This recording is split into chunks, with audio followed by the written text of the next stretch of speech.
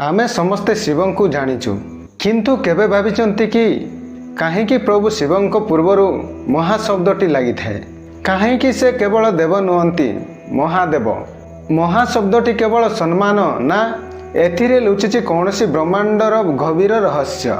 नमस्कार, मु प्रकाश नुआ अध्याय रे आपनंकु पुणी थरे स्वागत। आज आमे जानिबा जे प्रभु शिवं को पूर्वरु महाशब्दटी काहेकि लागे। जेपरि महादेव, महाठाकुर, महाजागर, महाशिवरात्रि एही सबु प्रभुंको आगरे काहेकि महा लागुछि से विषय रे आलोचना करिबा।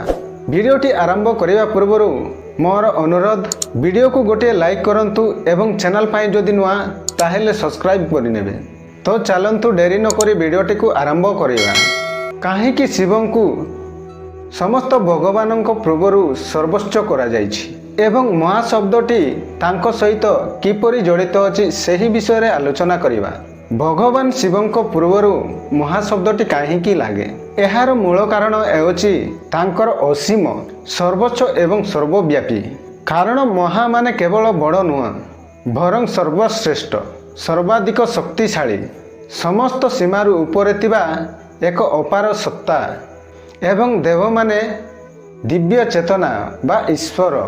तेणु महादेव अर्थ हेउछि समस्त भगवानक मध्यरु सर्वोच्च, जिए सर्वसृष्टि स्थिति और संहार नियंत्रण करती।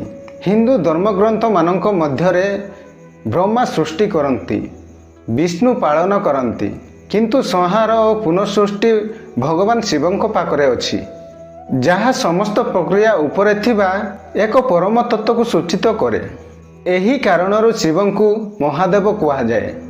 पुराण माने वर्णना करती जे जेतेबेले समस्त देवता एवं दानव मानक मध्यरे समुद्र मंथन करागला, हालाहल विश्वरे समस्ते भयभीत हेले। जेतेबेले शिव समस्तक रक्षा पाई सही विष को पालन कले एवं नीलकंठ हेले, जहाँ तांकर त्याग, करुणा और सर्वस्व दायित्वबोध प्रकाश कले। एही महत्व तांकु महा उपाधि दिए। शिव केवल एक देवता नुहे, से हेउचंती परम तत्व, जिए आकार और निराकार दुहिरे विराजित। लिंग रूपरे से अनंत शक्तिर प्रतीक। तांकर तृतीय नेत्र ज्ञानर अग्नि, जहाँ ज्ञान को दहन करे। तांकर जटारू गंगा प्रवाहित। लिंग रूपरे से अनंत शक्तिर प्रतीक। तांको शिररे चंद्र रहिछि, जहाँ समय और शक्तिर प्रतीक। तांको गଳାରେ सर्प रहिछि, जहाँ भय और मृत्यु उपरे जयर प्रतीक। एही समस्त चिन्ह तांकु साधारण देवतारू बहुत उच्च स्थान रे रखे।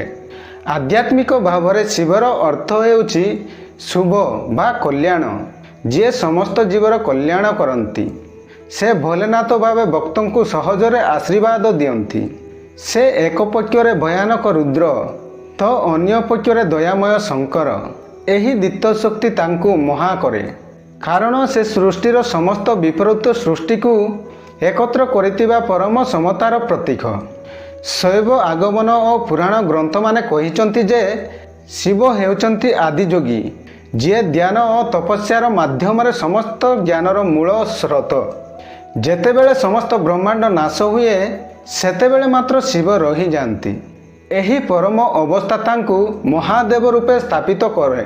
तेणु शिवं को पूर्वरु महा लागिबार अर्थ केवल सम्मान नुहे, बरं तांकर सर्वोच्च परम तत्व को प्रकाश करिबा, जेउटारे से समय, दिग, आकाश, पृथ्वी, जीवन और मृत्यु समस्त को अतिक्रम करिथिबा अनंत चेतना महादेव बोली संबोधन करती, जହାର अर्थ समस्त देवतांक मध्यरे सर्वोच्च एवं सर्वश्रेष्ठ देवता। तेणु एहिठारु आमे बुझिलु जे महा केवल एक शब्द नुहे, यह असीम शक्ति, अनंत करुणा और परम सत्यर प्रतीक।